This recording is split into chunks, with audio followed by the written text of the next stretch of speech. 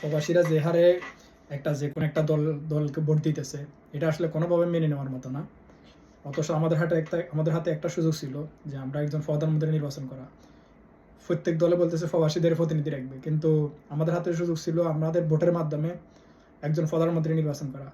আমরা যদি যে কোনো একটা দলকে ভোট দিতাম, অন্য কোনো দলকে ভোট দিতাম, সেক্ষেত্রে আমাদের প্রবাসীদের পক্ষ থেকে আমরা প্রবাসী প্রধানমন্ত্রী পেতাম।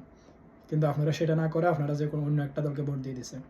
এখন আপনারা যাকে ভোট দিচ্ছেন ওনারা যদি ক্ষমতা না আসে এবং এর বিপরীতে যদি কেউ ক্ষমতায় আসে, তাহলে বর্তমান সরকার তো ক্ষমতা আসার পরে জাপান টু বাংলাদেশ যে এয়ারলাইন্স আছে ওইটা বন্ধ করে দিছে। আমার মনে হয় আপনারা যে ওনাকে ভোট দেন নাই, এই কারণে উনি যদি ক্ষমতা আসতে পারে বাংলাদেশ টু অন্যান্য কান্ট্রি যত এয়ারলাইন্স আছে সবগুলো বন্ধ করে দেবে।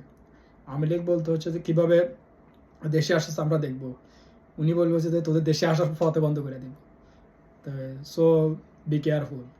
এখনও সুযোগ আছে, আপনাদের ফ্যামিলিকে কল দিয়ে বলেন যে হচ্ছে যে আমরা তো ভুল করছি, যা করছি, আর আপনারা মানে ফ্যামিলি অন্য সদস্যকে বলেন যে হচ্ছে যে যন্ত্রভাগ্য ওনাকে ভোট দিয়ে ওনাকে যে নির্বাচিত করে, না হলে দেখবেন অবস্থা কিন্তু খারাপ হয়ে যাবে। এবং কি ওই আপনারা যে বলতেছেন ওইটা কিন্তু ফেসবুকে ছাড়েন তাড়াতাড়ি, না হলে কিন্তু ধরা আছেন।